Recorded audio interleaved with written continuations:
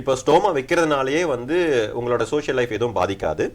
இப்போ இந்த பிக்சர்ல பாத்தீங்க அப்படின்னா ஸ்டோமா பேக், அதாவது இந்த ஸ்டோமா ப்ரொடெக்ட் பண்ற மாதிரி இல்ல அதை கலெக்ட் பண்ற மாதிரியான ஒரு பேக் இருக்கு.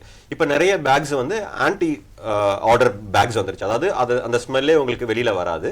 ஸோ நீங்க அது அந்த பேக் போட்டுட்டு நீங்க அதுக்கு மேல ட்ரெஸ் போடுறப்போ நீங்க வந்து ஸ்டோமா உங்க வச்சிருக்கீங்கிறது யாருக்குமே தெரியாது.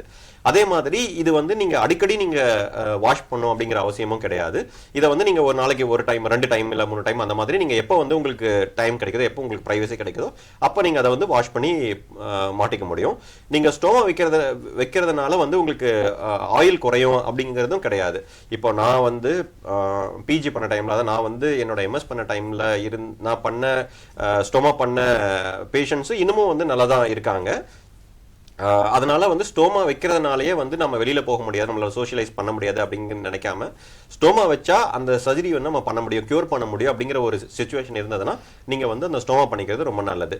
இப்போ நிறைய stoma bag, anti odour stoma bag, அதே மாதிரி வந்து கலெக்ட் பண்றதுக்கு ஈஸியான ஸ்டோமா பேக், மாற்றுறதுக்கு ஈஸியான ஸ்டோமா பேக் நிறைய அட்வான்ஸ்மெண்ட் வந்துருச்சு, குறைஞ்ச விலையிலே கிடைக்குது. அதனால வந்து இந்த ஸ்டோமா பேக், ஸ்டோமா வைக்கிற அந்த ஒரு யோசனையால நீங்க சர்ஜரியை மறுக்காம நீங்க சர்ஜரி பண்ணிக்கிறது ரொம்ப நல்லது.